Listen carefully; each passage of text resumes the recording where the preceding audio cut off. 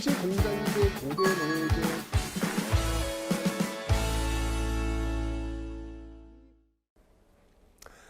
네, 안녕하세요 여러분들. 역사는 채택방. 네, 이제 드디어 여러분들 심화 학원으로 들어갔습니다. 여러분 진도 지금 쭉쭉 잘 빼고 있죠.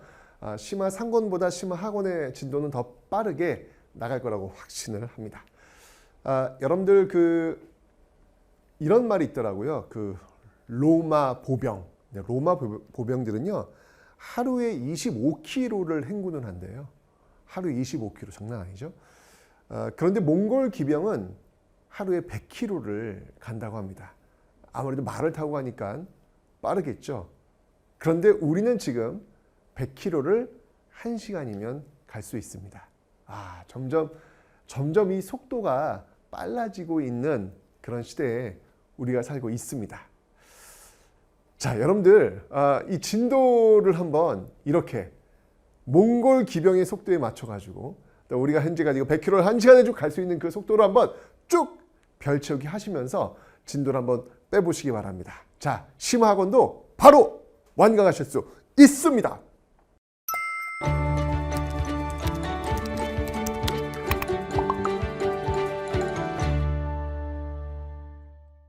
자, 여러분 이제 조선 후기를 이제 배우실 텐데요. 자, 조선 후기 그 정치사를 배울 겁니다. 여러분 정치사 너무너무 중요하죠. 한능검에서 정치사는 정말 비중 높게 다루기 때문에 잘 들으셔야 돼요. 자, 일단 여러분들 조선 500년을 두 시기로 나눈다고 봤을 때 1592년을 기점으로 조선 전기와 조선 후기로 나뉜다. 조선 전기는 다시 15세기와 16세기로 나뉘는데 15세기를 이끌었던 사람들은 조선 건국 세력의 후손들 훈구파까지 이어진다. 그러나 살인들이 결국 권력을 장악하죠. 건국에 참여하지 않았던 후손 세력들 살인파. 자, 그 살인파들이 이제 권력을 쭉 이어가는 거예요. 조선 후기까지. 자, 그런데 그들이 붕당을 통해 가지고 막 이렇게 분화가 되거든요. 그러면서 그들이 권력 투쟁을 통하는 과정 속에 나온 정치 형태가 있어. 그 정치 형태가 뭐냐면 붕당 정치, 그다음이 그 과정에서 예송이라는 걸 겪고요. 예송 논쟁이라고도 합니다. 그 다음이 환국 정쟁, 서로 치고받고 그냥 죽이는 그런 모습들. 그 다음이 이 문제 있어 해서 탕평 정치, 골고루 쓰자. 그 다음이 이제 거의 마지막이라고 볼 수 있겠죠. 세도 정치, 19세기 세도 정치. 자, 이렇게 붕당 정치, 예송, 환국, 탕평, 세도 요 흐름으로 정치사가 흘러가요. 그래서 일단 여러분 이거 딱 기억하고 계셔야 돼요. 붕당 정치가 출발했던 거는 선조, 예송 논쟁이 있었던 거는 현종, 환국 정쟁이 있었던 건 숙종, 탕평 정치는 영종조, 그리고 세도 정치는 순헌철, 뭐 이렇게 연결되고 있는 내용들이거든요. 그래서 그 정치의 흐름을 일단 기억을 좀 해 놓으셔야 되겠습니다. 아셨죠, 여러분들? 다시 한번 정리해 볼까요? 붕당, 예송, 환국, 탕평, 세도. 오케이? 자, 하나씩 설명드릴게요. 자, 앞부분 사실 붕당 정치에 대해서는 제가 이미 조선 전기에 설명을 드렸습니다. 그래서 붕당, 법붕자, 서로 뜻이 맞는 사람들끼리 모인 당인데 인재풀은 많고 자리는 한정된 과정 속에서 이조전랑, 인사권을 쥐고 있는 이조전랑을 누가 차지할 것이냐, 이것 때문에 격돌하면서 동인당과 서인당으로 나뉘게 되더라라고 설명드렸습니다. 동인당은 김효원, 서인당은 심의겸, 이쪽을 중심으로 해가지고 형성되었죠. 자, 그런데 문제가 하나 터졌어요. 무슨 문제냐면 바로 이 정여립이라고 하는 인물입니다. 이 정여립이라고 하는 인물은 원래는 서인이에요. 원래는 서인 출신이었는데 동인으로 옮긴 거야. 서인에서 동인으로 옮긴 거야. 뭐 요즘도 여러분들 이렇게 정치인들 보면은 여당이었다가 야당으로 가기도 하고 야당에서 여당으로 간 그 정치인들이 있잖아요. 그죠? 그런 모습을 떠올리시면 돼요. 자, 그런데 이 정여립이 모반을 한다. 왜냐면 이 동인들, 이들이 이제 권력을 장악하고 있었는데 어쨌건 서인은 또 동인을 공격할 수 있는 뭐 빌미가 필요했던 거예요. 권력 투쟁을 하는 겁니다. 그런데 그 동인으로 갔던, 서인에서 동인으로 갔던 이 정여립이 자신의 고향에서 군사훈련을 하면서 역모를 꾀하고 있다 라고 상소를 올린 것이죠. 이것은 역모이옵니다. 이거 뭐 조선시대 역모에 한번 걸려들면 게임이 끝납니다. 완전히 뭐 3대를 멸한다 막 그런 얘기가 나올 정도잖아요. 그죠? 근데 실제로 진짜 역모를 꾀했는지 안 꾀했는지는 정확히 몰라요. 이건 좀 더 연구를 해봐야 될 그런 부분입니다. 하지만 이 당시에는 이게 걸려든 거예요. 걸려들면서 이 동인이 정열이 모반 사건 때문에 위기에 몰리게 되는데 그 위기에 몰아냈던 서인의 대표적인 인물이 바로 이 정철이라는 인물입니다. 앞에 설명드렸지만 여러분들 문학적인 어떤 관동별곡과 같은 엄청난 가사문학의 대가 그가 정치인으로 변신했을 땐 정말 이 손에 피를 묻혔다고 설명드렸죠. 바로 이게 기축옥사, 이 동인들을 그냥 그 앞에 붕당 정치가 펼쳐지기 전 살인들이 공격을 받았던 그 앞에 사화 때 무갑기열 4차례의 사화 때 죽어나간 사람을 다 합친 것보다 더 많은 사람이 바로 이 정철의 손에 죽어나갔다. 이걸 우리는 기축옥사라고 한다. 기축년. 예, 뭐 그냥 감옥에서 그냥 뭐 사람들이 죽어나간 이런 모습을 떠올리시면 되겠죠. 기축년 옥사. 자, 그런데 이 정철이 말이죠. 이렇게 권력을 잡았단 말이에요. 서인이 권력을 잡았단 말이에요. 그런데 이 정철이 선조에게 건저의, 그러니까 세자 책봉을 권하는 거죠. 이제 세자 책봉을 하셔야 됩니다. 이 선조가 또 독특하잖아요. 선조 열받은 거야. 내가 두 눈 시퍼렇게 뜨고 있는데 세자 책봉이라니! 라고 하면서 서인을 날립니다. 정철과 함께. 그때 이제 이 동인이 권력을 장악할 거 아니에요. 그럴 때 과연 이 서인들을 어떻게 처리할 것이냐. 그래서 이 북인 쪽이 온건파, 이 남인 쪽, 북인 쪽이 강경파, 남인 쪽이 온건파로 되는 거예요. 죽여라. 죽이는 건 아닌 것 같다. 이렇게 강경파와 온건파로 나뉘게 되는데 이 북인은 여러분들 나중에 이제 광해군, 선조의 아들이잖아요. 그죠? 이 광해군이 몰락하면서, 왜냐면 이 북인당과 광해군이 연결되어 있거든요. 연결되어 있는데 광해군이 몰락하면서 북인당도 함께 떨어져 나가게 되는 거예요. 오케이. 자, 이 광해군은요, 임진왜란을 정말 잘 수습했던 그런 왕입니다. 선조는 도망가기 바빴지만 이 광해군은 분조라고 하죠. 분조. 조정을 나누어서 아버지는 자꾸 도망간다고 하니 가시라. 그리고 광해군은 끝까지 현장을 지키면서 백성들과 함께하는 어떤 그런 모습들을 보였기 때문에 굉장히 훌륭한 모습을 보입니다. 그래서 임진왜란 수습을 굉장히 잘해요. 특히 이제 광해군 같은 경우 당시 중국 명나라와 이 여진족이 세운 후금 사이에서 어떻게 해야 되지? 이걸 어디에 스탠스를 맞춰야 되라고 했을 때 보여준 게 바로 중립적 외교예요.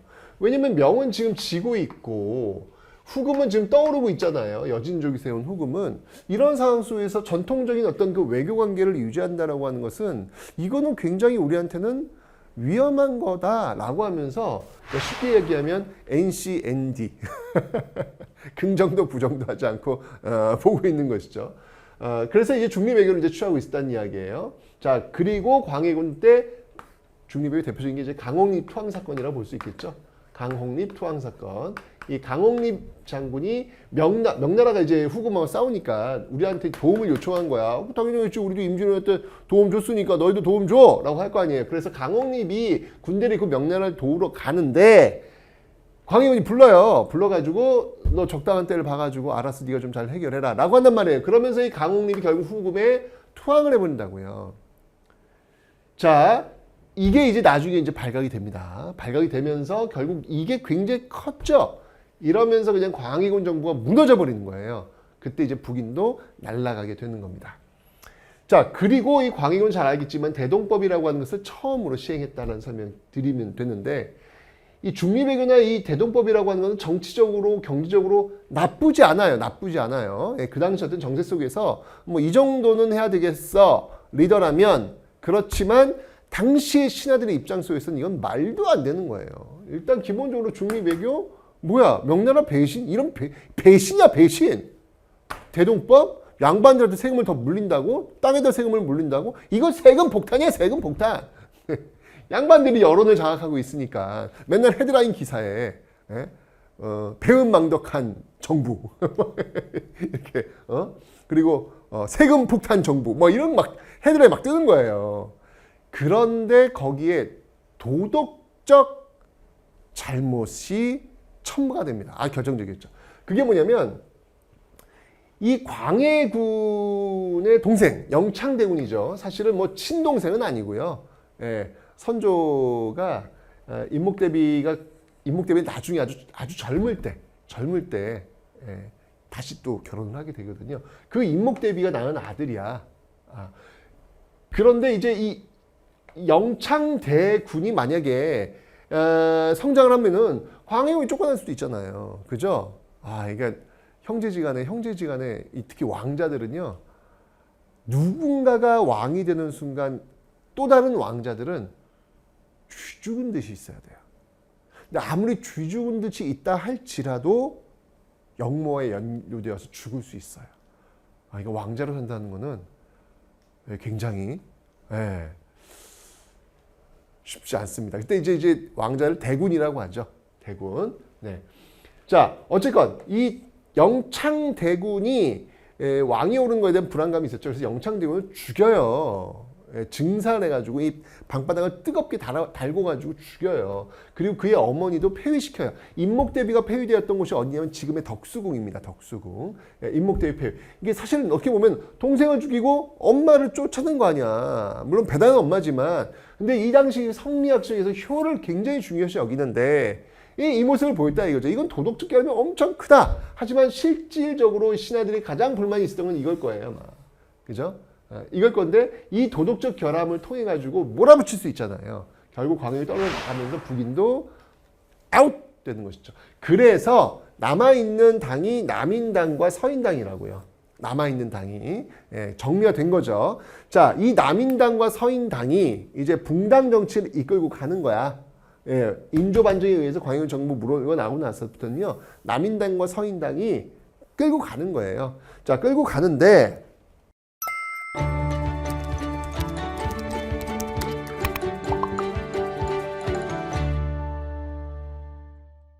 어떻게 끌고 가느냐. 그 끌고 가는 함께 공존, 붕당 정치의 키워드는 여러분들 공존입니다. 같이 가는 거예요. 같이. 서인당과 남인당이 같이 가는 거예요. 같이 가는데 그때 안에 그 사건이 터져요. 그게 뭐냐면 바로 예송이라는 겁니다. 그러니까 예법과 관련된 논쟁이라는 거죠. 이게 현종 때입니다. 현종은 이제 효종의 아들이에요. 예법과 관련된 논쟁이 벌어지는데 이게 뭐냐면 상복을, 사람이 이제 돌아가시면 상복을 입잖아요. 지금은 여러분들 주로 며칠 입습니까? 3일 정도 입습니다. 그러니까 장례식 기간에 조금 더 길면 장례식 끝나고 나서 한 일주일 정도, 장례식 포함해서 일주일 정도 상복을 입는 경우도 있습니다. 근데 옛날에는 여러분들 부모님이 돌아가시면 3년상을 차리고 이제 그랬단 말이죠. 근데 중요한 건 뭐냐면 상복을 어느 기간 동안에 입느냐, 이건 정말 예법과 관련된 문제잖아요. 그죠? 그러니까 제사상에 홍동백서냐, 뭐 홍백도, 뭐 이거냐, 뭐 이런 뭘 어디다 놔야 되느냐 이런 논쟁이 벌어진 거라. 사실 지금 시선으로 본다면 헐 이건데 그 논쟁의 결과로 정권이 바뀌어요. 정권이. 자 보세요. 그러니까 여기 정당이 바뀐다고 이제 볼게요. 어떤 일이 있었냐면 현종의 아버지가 이제 효종이야. 근데 여러분들 효종이 이제 어떤 사람이냐면 여러분들 그 인조 있잖아요. 인조. 인조가 있으면 인조의 아들이 2명이 있어. 소현세자가 있고 그 다음이 복림대군이 있다고. 복림대군이 있다고. 둘째야 이거는. 복림대군 둘째야. 소현세자는 둘 다 이제 그 병자호란 때 끝나고 나서 이제 청나라의 인질로 끌려가요. 왕자들이 인질로 끌려가는데 다시 돌아온 거죠. 돌아왔는데 소현세자 같은 경우는 청나라에 가가지고 뭔가 좀 새로운 문물들이 지금 쏟아져 들어오는 걸 보고 이거 가서 빨리 우리도 배워야 되겠구나 라고 생각을 하고 소현세자는 돌아옵니다. 근데 이제 인조도 굉장히 독특하잖아요. 그 소현세가 미운 거야. 너 이 자식 아버지가 지금 남한산성 나와가지고 삼전도에서 무릎 꿇고 빌었는데 아버지 그 원수를 갚을 생각은 안 하고 그 오랑캐 문물들을 갖고 와가지고 뭘 찝쩍찝쩍 예 하고 인사하러 왔던 소현세자에게 이 벼루 있죠? 벼루를 냅다 던졌다라는 썰이 전해지고 있습니다. 그거 한 대 맞고 시름시름 앓다가 결국 소현세는 죽었다라는 썰이 전해지고 있습니다. 결국은 둘째 복림대군이 왕위에 오르게 되죠. 이 복림대군 누구냐면 이 복림대군이 바로 효종이에요. 효종. 이게 효종입니다. 자, 그런데 인조가 나이가 굉장히 많았을 때 또 한 번 결혼을 해요. 그 결혼을 했는데 그 인물이 자의대비야. 그러니까 형식상 자의대비는 효종이 엄마가 되겠지. 그지? 근데 이 자의대비가 너무 어릴 때 시집을 와가지고 효종보다 나이가 더 어려. 그러니까 엄마가 아들보다 나이가 더 어린 거예요, 지금. 왜냐면 뭐 같은 혈연 관계는 아니니까. 그죠? 자, 그러니까 당연히 아들이 먼저 죽은 거라. 나이가 많으니까 아들이 먼저 죽은 거라. 자, 이랬을 때 그의 엄마는 상복을 어느 정도 입어야 되느냐가 이제 이슈가 되는 거예요. 자, 예법에 따르면 장남이 먼저 죽었을 때 그 어머니는 상복을 3년 입도록 되어 있어요. 근데 장남이 아닌 경우에는요, 1년만 입도록 되어 있습니다. 예법에서는 이게 항상 제가 이 정통성을 따진다 그랬잖아요. 장남과 차남이 있어. 누가 정통이야? 장남이 정통이에요. 그래서 장남이 제사 지내는 거예요. 그들의 시선. 조선시대.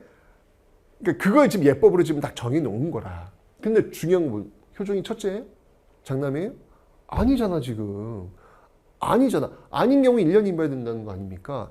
그래서 이 송시열의 주장에 의해서 서인당, 여기 아래쪽은 서인이에요. 서인은 1년 주장한 거예요. 뭐 둘째니까 1년 입어야지. 예법에 따르면 그런 건데 라고 이야기합니다. 그런데 이쪽 남이는 대표적인 인물이 이제 허목이라든지 윤휴 같은 인물들. 이런 인물들이 아니다. 왕은 좀 다르다. 아니 왕이 둘째가 어딨냐. 왕이 된 이상 그 정통성을 부여받은 거기 때문에 장남에 준해서, 그게 둘째건 셋째건 장남에 준해서 예법이 이루어져야 된다라고 이야기를 한 거예요. 이 남인 측 허목과 윤효가. 근데 이 초창기에는요, 송시열 파워가 너무 셌어. 그리고 원칙이잖아. 이게 원칙이지 않습니까, 여러분들? 그죠? 그 예법에 이렇게 나와 있거든. 그 예법대로 하자는 건데 이게 왜 문제지? 라고 해서 초창기는 이제 효종이 죽고 나서 정신이 없는 상황 속에서 그냥 원칙대로, 바로 서인이 승리를 합니다. 자, 그런데 여기서 끝난 게 아니었어요. 이번에는 효종의 아내가 죽네? 여전히 시어머니는 살아있네? 워낙 어리다 보니 살아있네? 그러니까 효종의 그 아내가 죽다 보니, 그러니까 며느리가 죽은 거예요. 이 며느리가 죽었을 때 과연 그럼 또 시어머니는 상복을 얼마 동안 입어야 되느냐가 또 이슈가 되는 거예요. 똑같이 반복되는 거야. 이때 예법에 따르면 장남의 아내, 즉 첫째 며느리죠. 첫째 며느리인 경우에는 1년 입도록 돼 있어요. 근데 첫째 며느리가 아닌 둘째, 셋째 내려갈 경우에는 9개월 입도록 돼 있어요. 그러니까 이쪽 서인 계열에서는 했던 대로, 앞에 했던 대로 똑같이 9개월을 입어야 된다. 둘째니까. 그런데 역시 또 남이는 아니라니까.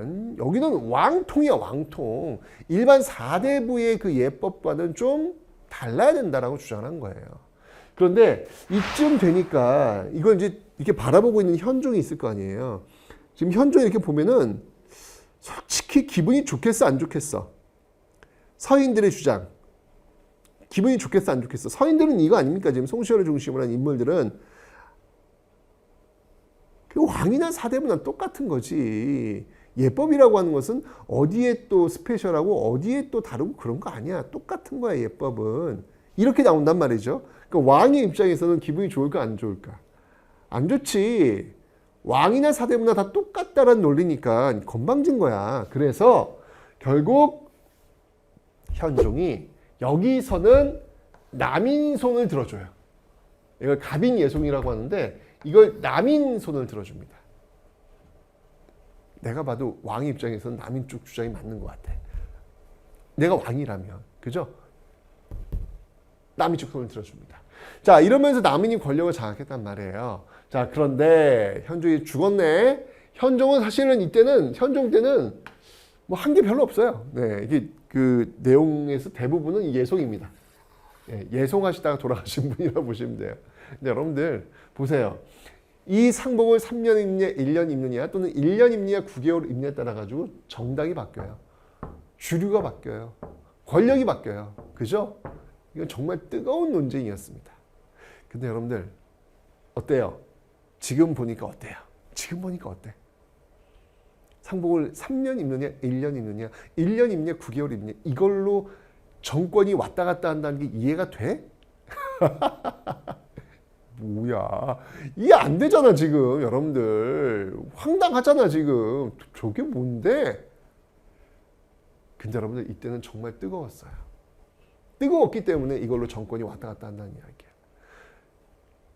한 200~300년 지난 지금 우리가 이걸 봤을 땐 뜨거워? 가슴이 뜨거워? 상복을 내가 기필코 3년을 입고 말겠어, 뭐 이런 마음이 있어? 전혀 없죠. 그러니까 무슨 말이냐면 이런 것들을 역사를 공부하는 이유가 바로 이런 거라는 거예요. 우리 시대에 어떤 뜨거운 이슈라는 게 있을 수 있어요. 그죠? 근데 우리 시대의 이 뜨거운 이슈들이 과연 100년, 200년 지나서도 계속 뜨거울까? 그러지 않을 것 같아요. 우리가 지금 이걸 보면서 헐 이라고 하듯이 뒷사람들도 우리의 모습을 보고 또 헐 할 수도 있다. 그래서 너무 뜨거워지지는 말자. 이슈의 과정 속에서 나와 의견이 다른 사람 있을 수 있어요. 의견이 다른 사람 있을 수 있어요. 그죠? 하지만 그렇다고 해서 그 관계 속에서 미움과 증오의 싹을 틔우지는 말아야 된다. 이런 데서 우리가 그런 걸 배워야죠. 그죠? 그리고 너무 뜨겁지는 말자. 이게 뜨거워버리면 미움과 증오로 갈 수밖에 없는 거거든요. 그래서 그런 부분들을 좀 우리가 좀 자제하고 절제할 필요가 있지 않을까. 보니까 그런 생각이 나네요. 아무것도 아닌데 뭐 이게 중요하라고. 근데 이 당시 사람들은 이게 중요했단 말이야. 그죠? 자, 그러면서 이제 현종이 죽고 그 뒤를 이어서 그의 아들 숙종이 왕 위에 오릅니다. 이때 숙종의 나이가 뭐 13살, 14살이에요. 왕위에 오른 그 시점이 굉장히 그 어린 나이에 즉위를 했습니다. 여러분들 어린 나이에 즉위하면 죽을 수 있어요. 비슷한 나이에 즉위했던 인물이 누구냐면 조선 전기의 단종입니다. 단종 누구한테 죽습니까? 수양대군한테 결국 권력 뺏기고 나중엔 죽잖아요. 세조. 그죠? 또 비슷한 사례가 나온 거라. 그런데 말입니다. 꼭 나이가 어리다고 해서 왕권이 약한 건 아닌 것 같아요. 이 숙종은요, 여러분들, 와우. 제가 볼 때 조선 역사 이래 가장 강력한 왕권을 휘두른 인물 한 사람을 꼽아봐라 라고 한다면 저는 태종, 이방원 아니면 숙종 둘 중에 한 명 고민을 하겠지만 결국 저는 숙종한테 표를 줄 것 같아요. 그만큼 권력이 강했습니다. 아니 그 중학교 한 2학년쯤 되는 애가 대단해. 왕위에 오르자마자 이제 그의 아버지 현종에 대한 어떤 그 평가서를 써서 제출을 해야 되거든요. 근데 현종이 한 일은 예송밖에 없어요. 예송과 관련된 뭔가 내용이 정리가 돼야 될 거 아니야. 근데 그때 지금 이 모습 속에서 왕의 입장에서는 서인이 좋다 안 좋다? 안 좋아. 기분 안 좋아 지금 서인은요. 서인에 대해서는. 그걸 이끌었던 인물이 송실이야. 서인의 거목이 송실이거든. 그래서 숙종이 명을 내립니다. 너 아버지 현종에 대한 내용을 쭉 정리할 때 송시열이 왕을 능멸하려 했다. 이건 송시열의 잘못이다라는 것을 쓰라고 명을 해요. 근데 어떻게 감히 송시열을 건드려? 그 당시 분위기가 왕은 건드릴 수 있어도 감히 송시열은 살인의 거두. 송시열은 건드릴 수 없는 그런 모습이었거든요. 그런데 왕이 송시열이 잘못했다는 걸 쓰라는 거야. 벌벌벌벌 떨다가 결국은 돌리고 비비 꼬고 비비 꽈가지고 누구나 봐도 이해할 수 없는, 알지 못하는 그런 문장을 올리게 됩니다. 그러자 이제 이 숙종이 열이 받은 거예요. 그리고 너 내가 불러준 대로 써 라고 해서 송시열이 잘못했다 라고 하는 것을 박아놓도록 합니다. 그 누구도 건드리지 못했던 송시열을 어찌 보면 최초로 건드린 인물이 그 어린 중학교 2학년 숙종이었던 거예요. 엄청난 왕권을 이미 즉위 초부터 보여준 거예요. 나중에 결국 송시열에게 사약까지 내립니다. 그런 인물이 바로 이 숙종입니다. 자, 이 숙종은 어떻게 왕권을 극대화시켰냐면요. 어느 한쪽에 권력을 몰아줘요. 어느 한 당에 권력을 몰아줘요. 그러다가 그 권력을 자신이 회수를 합니다. 그리고 다른 편에다 또 몰아줘요. 다시 회수해서 또 다른 편에 몰아주는 거예요.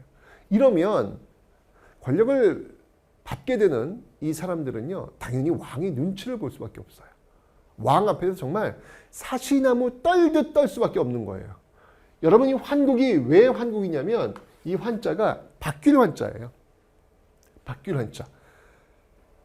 여보, 나 오늘 출근에 가마를 대령하도록 하여라. 가마가 딱 오잖아요. 근데 갑자기 문이 끼 열리면서 사약을 받도록 하라. 이렇게 아침에 출근에 사약이 온다니까? 명이 떨어진 거지. 권력을 회수한 거지. 이러면서 그냥 사약들이 날라오는 이런 일이 벌어지는 거예요. 그래서 이걸 환국이라고 하는 거야. 이 환국 정쟁의 핵심은 일당 전제예요. 한 당의 모든 권력을 몰아주는 거야. 붕당 정치는요, 붕당과 예선까지는 그래도 공존이었어요. 어디가 이기고 지는 게 있어도 모든 권력을 다 우리가 장악하고 그런 건 아니었거든요. 공존했다고요. 그런데 한국에서는 일당, 한 당의 모든 권력을 몰아준다고요. 이게 일당 전제로 간다고요. 이 과정에서 어떤 일들이 있었는지 볼게요. 자, 환국정제. 아까 제가 여러분들 그 임진왜란 이전에 사화가 있다고 그랬죠. 사화는 훈구와 사림의 권력투쟁이야. 그런데 여기 있는 환국은 사림과 사림 간의 권력투쟁이에요. 무슨 말인지 알았죠? 그 대표적인 그 환국이 있냐면 뭐냐면 사화는 무갑기을. 사화가 있었잖아요. 여기는 세 가지 꼭 기억하셔야 돼요. 경기도가 갑입니다. 경기도가 갑이다. 이곳은 바로 경기도입니다. 제가 있는 곳은 경기도입니다. 경기도가 갑입니다.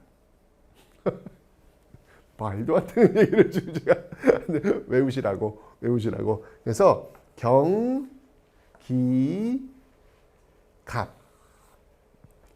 경기갑. 요렇게 여러분들이 좀 기억을 좀 해놓으시면 될 것 같아요. 경신환국, 기사환국, 갑술환국. 요 세 환국이 있는데, 자, 잘 보십시오, 여러분들. 먼저 경신환국이 되었을 때는요, 남인, 이 일련상을 주장하면서 권력을 장악했던 이 남인이 몰락을 합니다. 경신환국 때. 이때 이제 누가 죽어나가냐면, 이때 이제 허적과 저 앞에서 예성을 주장했던 윤유 있죠? 허적과 윤유가 이때 죽게 됩니다. 허목과 허적은 다른 사람입니다. 허목과 허적은 다른 사람이에요. 어쨌건 허적과 윤유가 떨어져 나가게 되더라라고. 이게 XP가 이제 그걸 의미하는 거예요. 그리고 이제 서인들이 권력을 장악했어. 그런데 제가 이야기했잖아요. 숙종은 권력을 급격히 거두어들여서 상대편에 준다고요. 이 서인의 권력을 거두어들여서 남인에게 줬습니다. 이제 이 남인이 서인에 대한 공격을 시행하게 됩니다. 자, 그 과정에서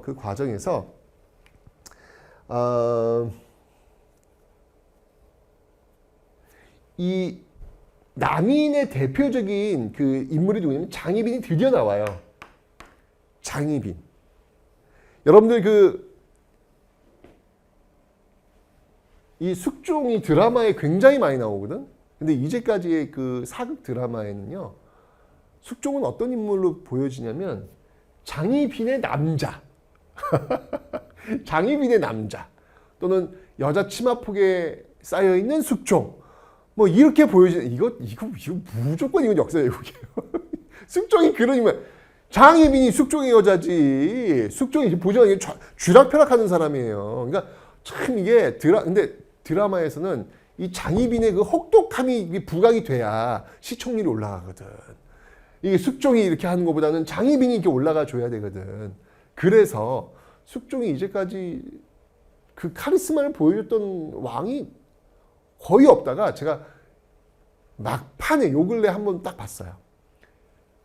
최민수 씨가 숙종 역을 맡았는데 우와 소름 돋게 막 후덜덜하게 만드는 그런 카리스마를 막 뿜어냅니다. 아 그래 숙종은 저래야 된다. 라는 느낌이 드는 거예요. 간만에 숙종 캐릭터 봤다. 이런 생각이 들더라고요.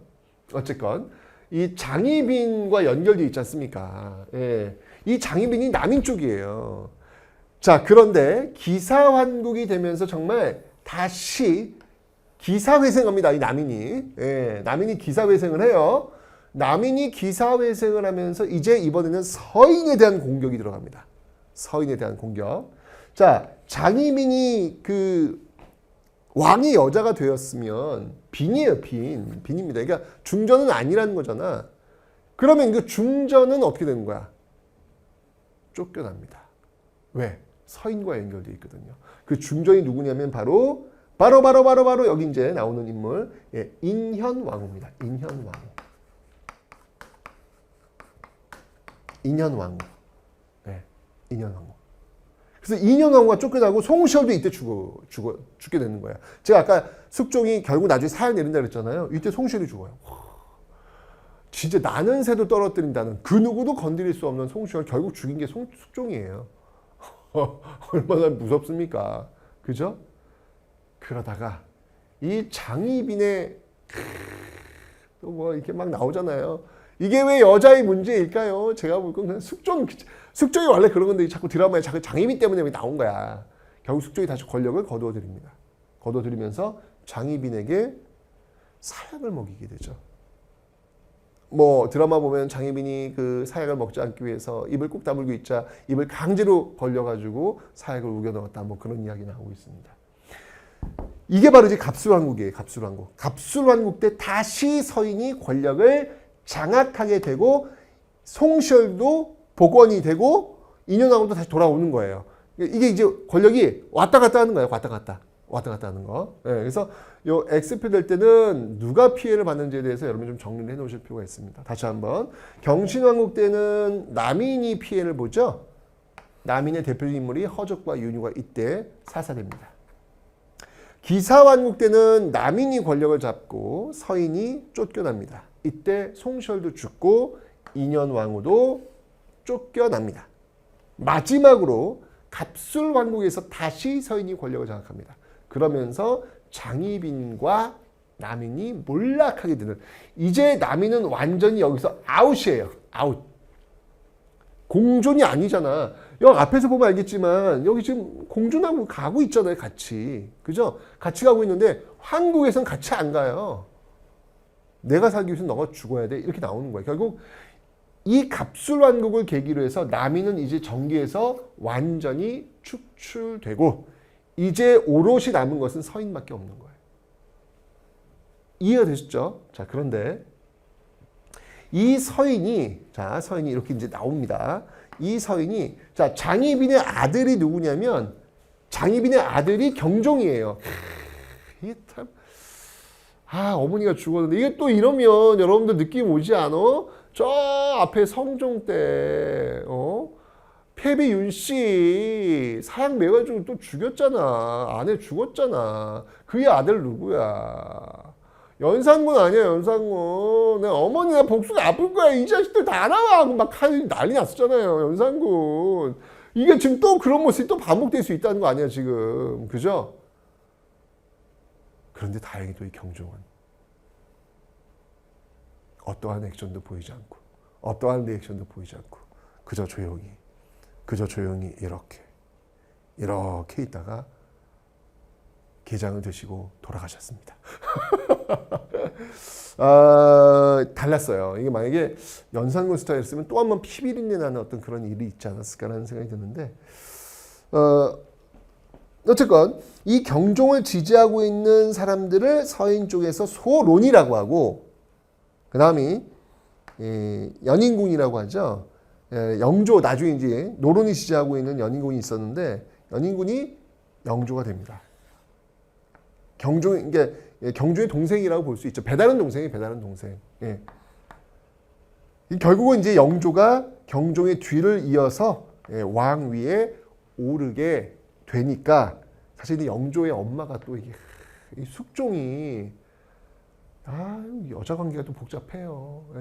그래서 이게 무술이 아들이에요. 무술이가 뭐냐면 그 왕 치중 들어주는 진짜 궁궐에서 제일 밑바닥에 있는 신분이거든요. 무술이 출신 가장 밑바닥.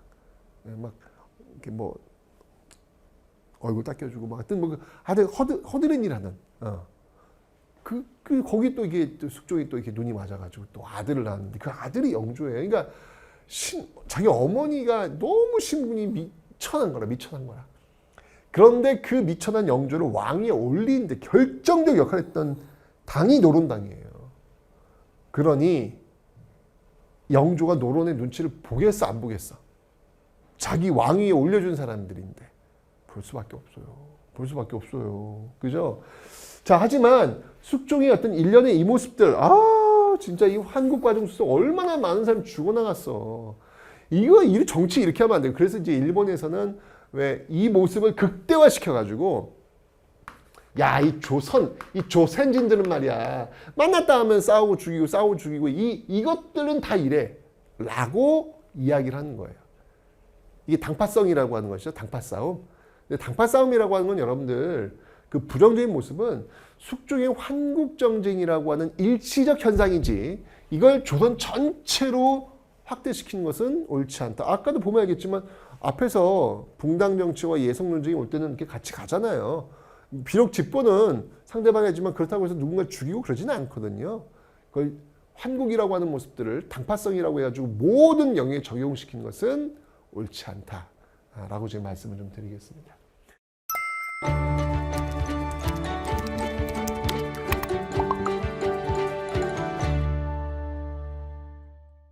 자, 이렇게 숙종 때의 환국정쟁의 문제가 좀 심각하다. 이거 이렇게 하면 안 되겠다. 라고 해서 이러한 정치를 하지 않겠노라 라고 선언했던 게 바로 영조의 탕평정치라는 겁니다. 이거는 영조의 손자였던 정조까지도 이어지게 되는 그런 내용이라고 볼 수 있겠죠. 자, 탕평. 영조의 탕평 정치를 보여주는 대표적인 근거. 첫 번째, 탕평채.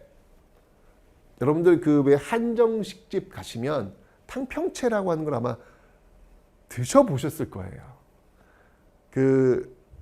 이렇게 어떻게 보면은 그 다양한 색깔의 야채를 이렇게 섞어가지고 이렇게 싸먹는 거거든요. 그 색깔마다 왜 사색 당파라고 하잖아요. 아니 왜 국민의힘이 무슨 색, 빨간색, 더불어민주당이 무슨 색, 파란색, 뭐 이렇게 있잖아요. 이 당시도 이게 여러 당들이 색깔이 있는 거야.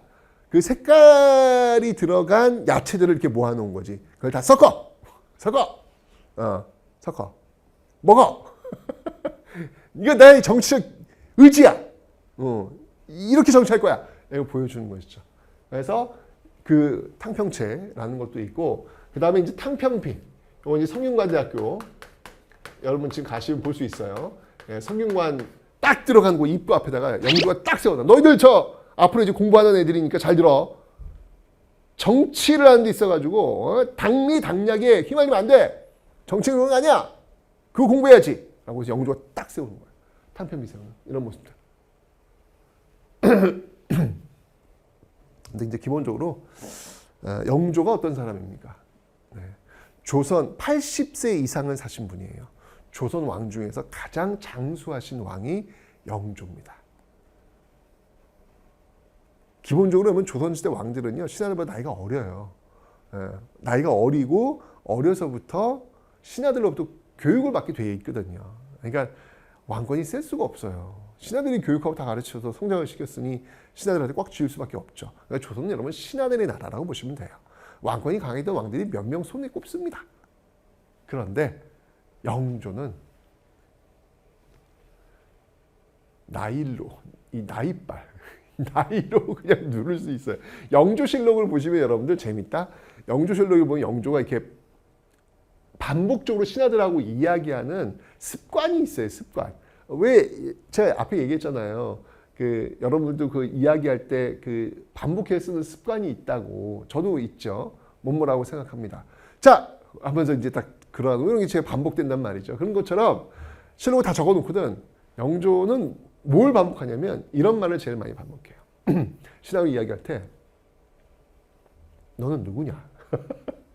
네, 저는 누구입니다. 네 아비는 누구냐?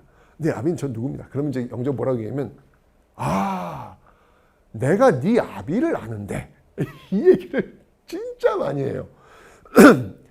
그러니까 워낙 오랫동안 그러니까 옛날에는 이제 신하들이 있고 왕이 교체해 나가는데 영조는 하도 오래 사시니까 왕은 그대로 있고 신하들이 교체해 나가는 거야. 그 아버지는 돌아가셨고요. 그 아들이 들어오고 내가 네 아비를 잘 아는데 이렇게 딱 나오면 할 말이 없는 거예요.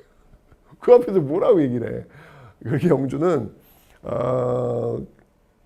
어쨌건 이거 권위를 가지고 굉장히 왕위를 유지했던 그런 얘기인데 영조는 여러분들 제가 볼 때 좀 이렇게 예민한 스타일이었던 것 같아요. 식사도 굉장히 적게 합니다. 아주 소량. 대신 약발이 굉장합니다. 인삼을 무지하게 드세요. 인삼을. 이게 건강 장수 비결이 어떤 영조식으로 한다면 소량 소식하라. 그리고 인삼을 많이 먹어라. 영조 스타일. 네. 뭐 어쨌건 간에 네. 영조는 이제 그렇게 해서 장수했던 그런 왕인데 영조는 어쨌건 간에 그 탕평 정책을 수행을 합니다. 완론 탕평이라고 하는 건 뭐냐면 그냥 이렇게 섞어 놓는 거예요. 섞어 놓고 여기 이제 물리적 그러니까 그 기계적으로 이렇게 섞어 놓는 거죠. 섞어 놔서 여기 몇 명 그 할당을 줘 가지고 섞어 놓는 그런 모습들 보이고 있더라라는 얘기입니다. 정치를 보면요, 영조는요, 그래서 살림이라고 하는 걸 인정하지 않아요. 이 살림의 대표적인 인물이 송시열 같은 인물이 아니겠습니까? 이게 문제, 이게 적폐야라고 뭔가 인정하지 않아요. 인정하지 않고 그래서 이런 어떤 살림들을 형성할 수 있는 어떤 그 뿌리가 서원이잖아요. 이 서원의 숫자를 확 줄입니다. 여기서 이게 문제가 발생한다. 싹 줄입니다. 서원 정리했던 인물이 여러분들 두 명이 있어요. 영조가 있고 나중에 흥선대원군이 있고 이런 어떤 모습들, 탕평을 하기 위한 그런 모습들이고요. 전랑의 그 권한을 약화시키는 모습들이 있고 그 다음에 이제 새로운 정치를 또 시행하려면 항상 그 법을 건드려야 될 거 아니에요. 그래서 속대전, 속편이란 얘기예요. 무엇의 속편? 경국대전의 속편. 그래서 속대전을 만들고 있는 모습들이 있더라. 이게 정치면에서 어떤 개혁들은 하여튼 탕평 정치를 취하기 위한 액션을 영조가 보여주고 있습니다. 경제적으로 보면 여러분들 이제 이거 나중에 또 한번 설명드릴 거예요. 균역법이라는 게 있는데 균역법은 뭐냐면 말 그대로 군대 가는 거예요. 역이야 역 군대 가는 거예요. 지금 남들 다 군대 가잖아요. 똑같이. 근데 조선시대는 지금은 차이점이 있어요. 군대를 안 가는 방법이 있어. 지금은 안 가는 방법이 없잖아요.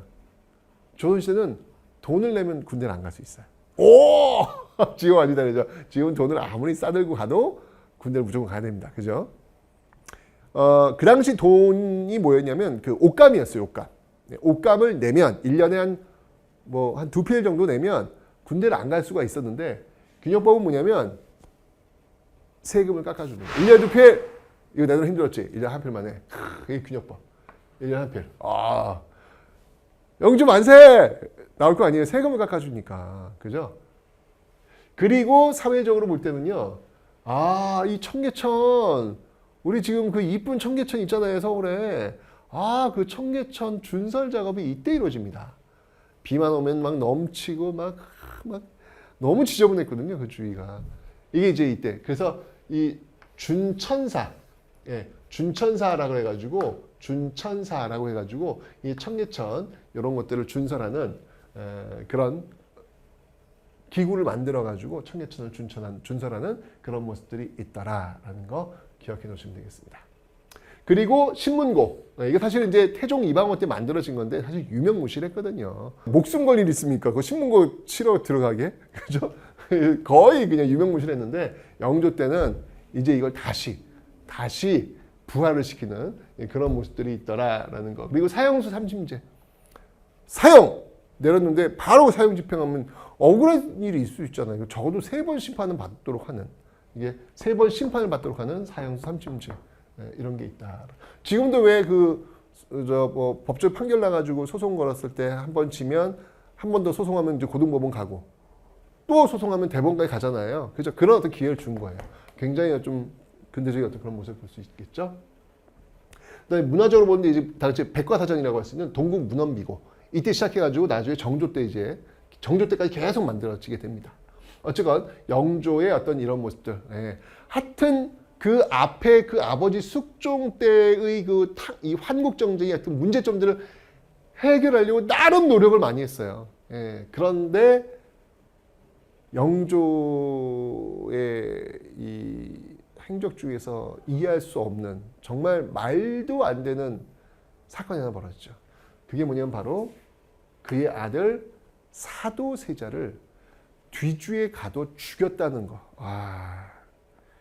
이거는 왕실이 아니라 일반 가정으로 돌아오는 순간 아버지가 아들을 죽인, 이거는 전대미문의 살인사건이죠. 이건 말도 안 되는 거죠, 이건요. 그죠? 근데 이 사도세자를 왜 죽였을까? 일단 기본적으로 영조가 너무 오래 사셨어요. 무슨 말이냐면 세자 기간이 너무 긴 거야. 근데 그 긴 기간 동안에 영조의 코치를 받아야 되는데 영조가 너무 깐깐한 거예요. 너무 깐깐한 거예요. 그러니 그 아들이 말라 죽는 거지. 정신병적인 문제가 올 수밖에 없는 거죠. 그러면서 뭘 광증이라 그러죠. 막 사람 죽이고 뭐 난리도 아니에요. 이것도 말이 안 되죠. 아니 지금 세자가 사람을 죽인다는 게 말이 됩니까? 걸핏하면 옆에 있는 나인들 죽이고 막 이래요. 그러니까 완전 이게 이제 가정집으로 오면 이건 완전 콩가루 집안이에요. 콩가루 집안. 아버지는 아들 죽여, 아들도 나인들 죽여. 뭐 하는 집안이에요, 이 집안이 진짜. 말도 안 되는 거예요, 지금.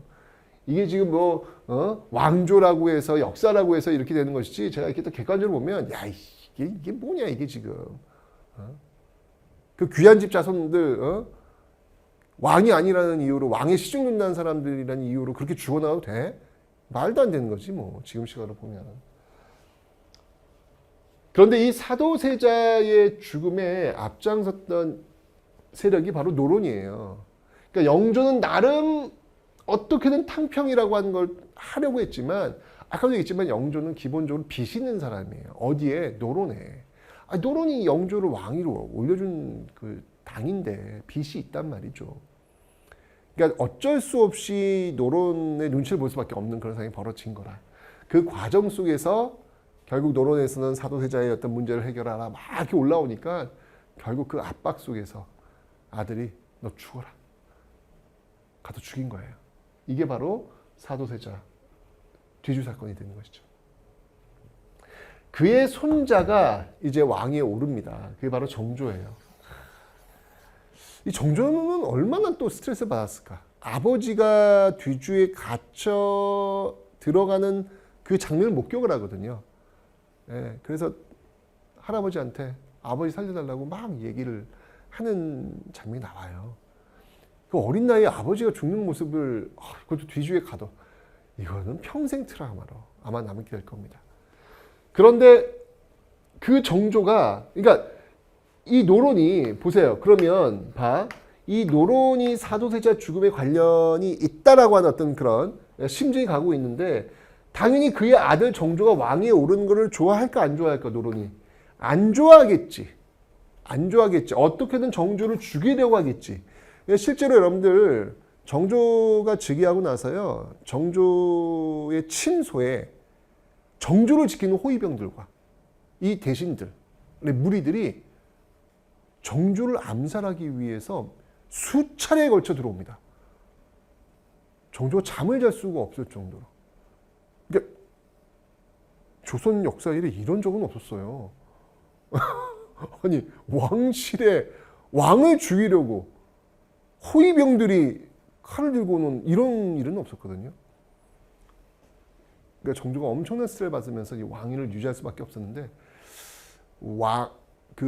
정조가 그 왕위에 올 때 즉위식을 할 때 그 첫 번째 일성이 뭐였냐면 첫 번째 말이 뭐였냐면 나는 사도세자의 아들이다 라고 이야기합니다.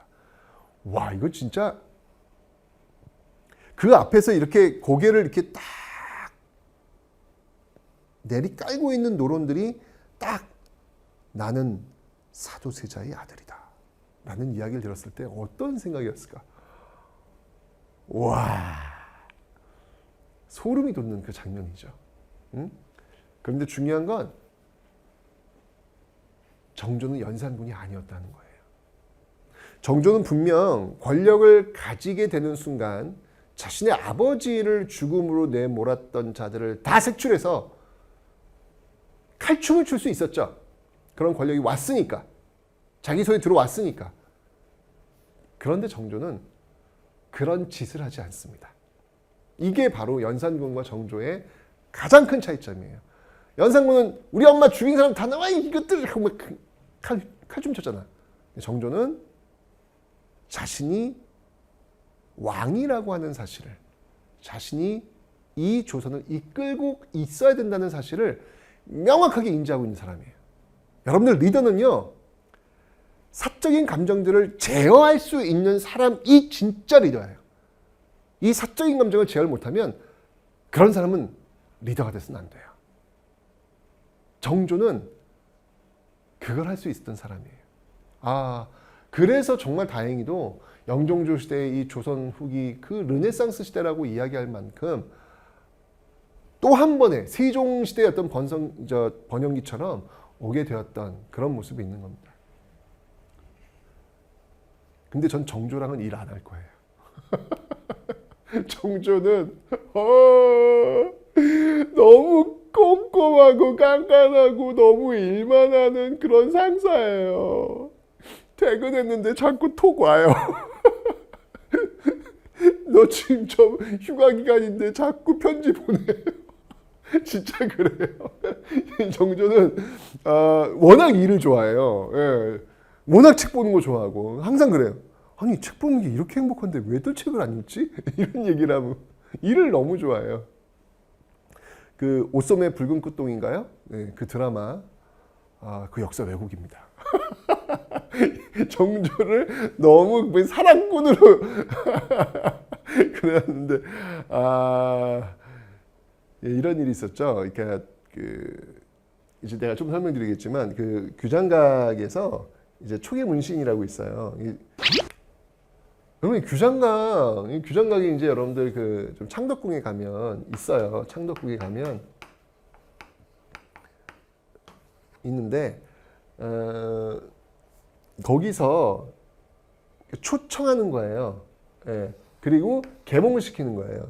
교육을 시키는 거예요. 누구를 문신들을 다시 데려와 가지고 다시 문신들 교육을 시키는데 이 문신이 어떤 사람은 과거에 합격한 사람들이에요. 과거 합격이 얼마나 어려운데. 내가 얘기했잖아. 과거 합격했으면 이제 좀 쉬어야지. 그것도 왕이 직접 불러요. 직접 또 교육을 시켜. 이거 엄청난 스트레스 아니겠습니까? 그 초계문신 대표적인 인물이 정약용이에요. 정약용이니까 어떻게 정약용이 스승이라고 볼 수 있죠. 정조가. 아주 그냥 강행군으로 그 교육을 시켜요. 교육을 시키고 너무 힘드니까 이제 휴가도 갈 거 아니야. 휴가 갈 때 불러요. 불러가지고 너 휴가 가냐? 그래. 잘 갔다 와라. 근데 내가 요즘 고민하고 있는 프로젝트가 하나 있는데 너 마침 휴가 간다고 하니 한번 휴가 갈 때 한번 이것도 한번 생각해봐라. 왜 생각을 해야 되는데 휴가를 가는데 왜 생각을 해야 되는데 줘요. 숙제를 줘요. 가지? 그 며칠 지나면요. 정조한테 편지 씁니다. 너 휴가 잘 보내고 있냐? 너 근데 그때 내가 생각해보라는 거 그거 성과물 나왔으면 나한테 다시 좀 편지를 보내줘. 왜 보내야 되는데? 그런 스타일이에요. 그런 스타일. 이게 너무 일을 좋아하고, 그러니까 이제 전근대 지금이라면 사실 이제 이건 사실은 어렵죠. 사실 이렇게는요, 그죠? 전근대에는 이게 또 하나의 또 미덕이었을 수 있으니까 그런 모습들이 있었던 스타일. 이게 바로 정조 스타일입니다. 그래서 이 규장각 초계 문신제 교육을 했고, 특히 이 규장각 검서관이라고 있어요. 이 검서관을 통해서는 당시에 그 높은 신분으로 올라오지 못한 그 한계가 있었던 서얼들 있죠. 그 서얼들을 이 검서관에 등용해가지고 왕이 직접 끼고 같이 학문을 논하는 어떤 그런 모습들도 있었다. 하지만 여러분들 이 정조는 신변의 위협을 느낄 수밖에 없어요. 왜냐하면 노론이 병권을 장악하고 있기 때문에 국방부 장관 노론 뭐 이렇게 나오기 때문에 굉장히 힘들죠. 그래서 자신을 지켜줄 수 있는 군대가 필요했던 거예요. 그게 바로 이제 장용영이라고 하는 친위 부대를 또 만들어 놓습니다. 그리고 법전을 한번 더 만지죠. 할아버지가 속대전을 만들었다면 손자는 대전통편이라는 걸 만듭니다. 대전통편. 여러분들 이 법전 키워드는 좀 기억하셔야 돼요. 경국대전은 성종, 속대전은 영조, 대전통편은 정조, 대전회통은 흥선대원군. 요 네 가지는 꼭 기억을 좀 해놓으셔야 됩니다. 어쨌건 이렇게 해가지고 정치면에서의 어떤 그런 권력을 강화시키는 어떤 그런 모습도 있었다. 경제적인 측면에서는 제일 큰 게 뭐냐면 신해 통공이에요. 신해년에 통하도록 한 거예요. 누구나 공공에게 모두 다 연다라는 겁니다. 이게 무슨 말이냐면 당시만 해도 이 시전상인들이 가지고 있었던 권리 중에 하나가 금난전권이라는 게 있었습니다. 이게 뭐냐면 금할 수 있다는 얘기예요. 뭐를? 난전을. 그러니까 쉽게 얘기하면 이 시전상인은 종로상인들이잖아요. 종로에 원래 그 가게를 갖고 세금을 내는 상인들인데 그 앞에 요즘도 여러분 종로에 가시면은 상가들이 있고 그 앞에 왜 이게 포장마차처럼 이렇게 리어카 이렇게 와가지고 이렇게 물건 팔고 있는 거 있잖아요. 조선시대 같으면 몽둥이로 때려잡을 수 있는 권리가 있었어요, 이들한테. 그걸 못하게 하는 거예요. 독점권이 있어, 독점권, 시전상인들이. 그런데 정조 때 와서 누구나 다 장사할 수 있도록, 누구나 통한다. 누구나 다 장사할 수 있도록 열어준 거죠. 그러니까 뭔가 여러분 독점권을 갖고 있다는 얘기는 그거는 정부가 엄청난 혜택을 준 거잖아요. 근데 혜택 그냥 주겠어? 뒷돈 받겠지, 그지? 그런 어떤 고리를 원천적으로 봉쇄시키겠다.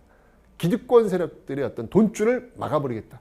이런 어떤 개혁 의지가 보인 것이죠. 그래서 그 시전상인들 금난전권을 없앱니다. 사회적으로 본다면요, 그 지방에 있는 그 살인들, 그 세력들, 특히 이제 노론들의 어떤 세력들을 약화시키기 위해서는 그 지방 권력을 접수해야 돼. 그건 간단하죠. 내가 뽑은 사람을 보내는 게 제일 확실하죠.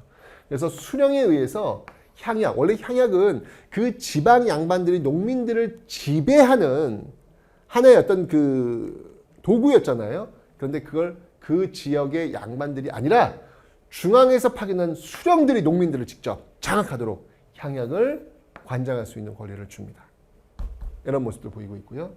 그 다음에 이제 그 동문이고라고 하는 대외 관계에 관련된 그런 서적들도 만들고 있고요. 뭐니 해도 수원 화성이죠. 정조는요. 아버지의 명예회복을 위해서 정말 최대한 노력하는.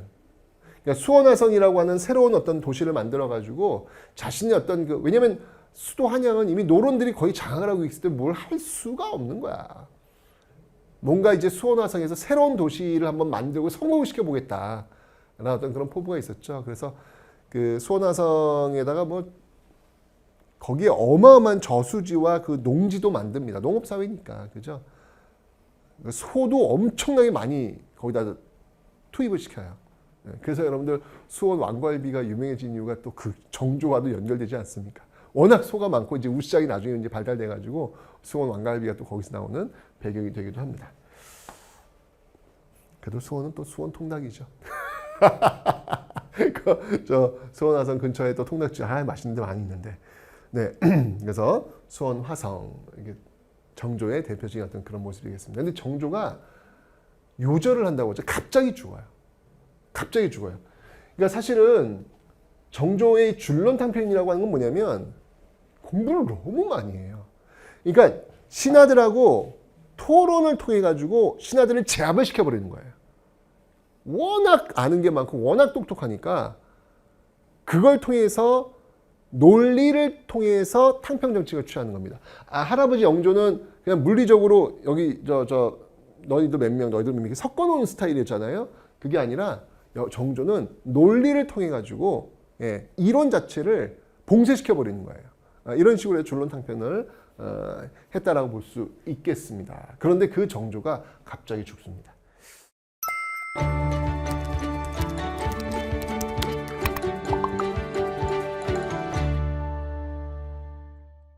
자, 이게 그런 건 있어요. 이게 사람의 의지를 하면 그 사람이 없을 때 그 공백을 메우기가 어려워요. 그래서 항상 얘기하는 게 사람이 의지하는 게 아니라 시스템이 돌아갈 수 있도록 해라.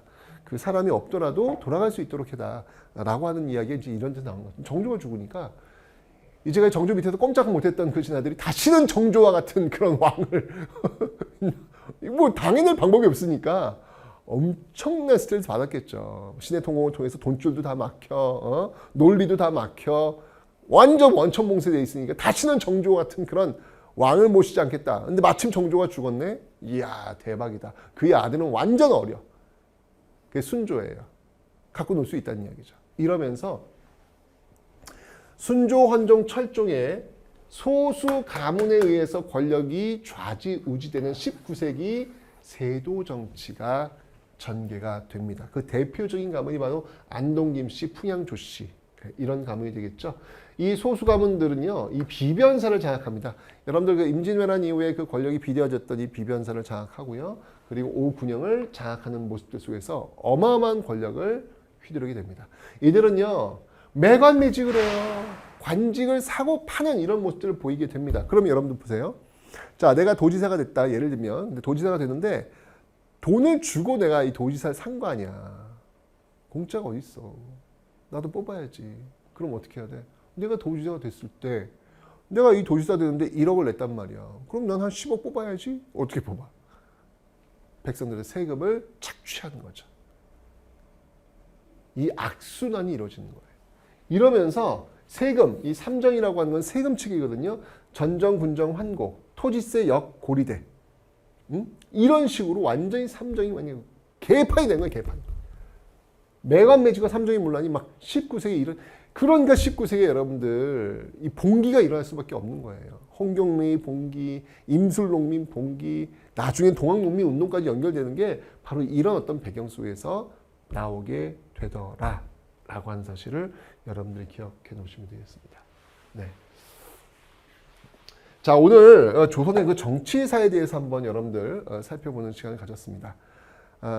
붕당 정치부터 출발, 공존을 필두로 하고 있는 붕당 정치에서 예송 논쟁까지 이어졌고, 일당 전제가 이루어지고 있었던 환국 정쟁, 그리고 탕평 정치, 영종조의 탕평 정치, 정조의 갑작스러운 죽음 뒤에 나왔던 세도 정치라고 하는 어떤 그 흐름을 한번 좀 살펴봤는데요. 그 흐름을 딱 박아두시고 흐름을 따라오시면 되겠습니다.